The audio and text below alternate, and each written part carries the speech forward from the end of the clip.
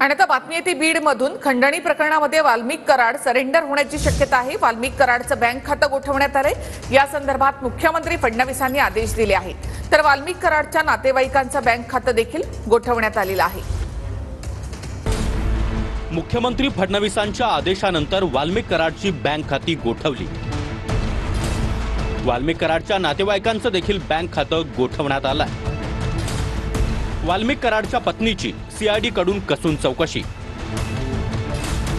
प्रकरणाच्या तपासासाठी सीआयडी कडून 9 पथकं तयार करण्यात आली आहे। यामध्ये 150 पेक्षा जास्त अधिकारी आणि कर्मचारी आहेत। संतोष देशमुखांचं ज्या गाडीतून अपहरण केलं होतं त्या गाडीमध्ये सापडलेले 2 मोबाईल तपासणीसाठी प्रयोगशाळेत पाठवण्यात आले। हत्या प्रकरणातील सर्व कॉल रेकॉर्ड, व्हॉट्सअप कॉल हे सर्व तपासण्याचं काम सीआयडी कडून सुरू आहे। संतोष देशमुखांचे भाऊ धनंजय देशमुख यांनी देखील सीआयडीच्या अधिकाऱ्यांची भेट घेतली।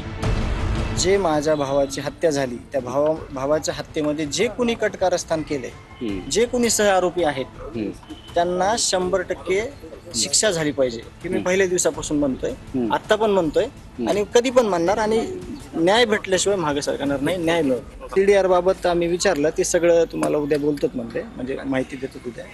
बीडचे खासदार बजरंग सोनवणे यांनी देखील पोलीस अधीक्षक नवनीत कावतांची भेट घेतली आहे।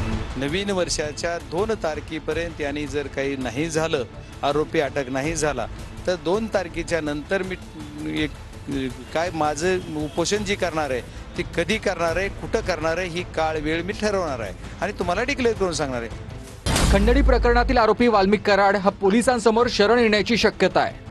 संतोष देशमुख हत्या प्रकरण आणि वाल्मिक कराड खंडणी प्रकरणी सीआयडी कडून तपास सुरू आहे। खंडणीचा गुन्हा दाखल झालेल्या दिवशी वाल्मिक कराड उज्जैनमध्ये होता।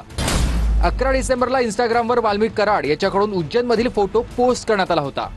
16 डिसेंबरला वाल्मिक कराडनं मुंडे बंधू आणि भगिनींच्या अभिनंदनासाठी पोस्ट केलेली होती। 16 डिसेंबरला वाल्मिक कराडची ही शेवटची पोस्ट आहे आणि त्यानंतर कराड गायब होता। संतोष देशमुख हत्या प्रकरणामध्ये आतापर्यंत 4 आरोपी अटकेत आहेत, तर 3 आरोपी फरार आहेत। संतोष देशमुखांचं अपहरण झालेल्या गाडीतून 2 मोबाईल सापडलेले आहेत। दोन्ही मोबाईल धाराशिव जिल्ह्याच्या वाशी परिसरात सापडलेत। आरोपींच्या संपर्कातील 100हून अधिक जणांची सीआयडी कडून चौकशी झाली।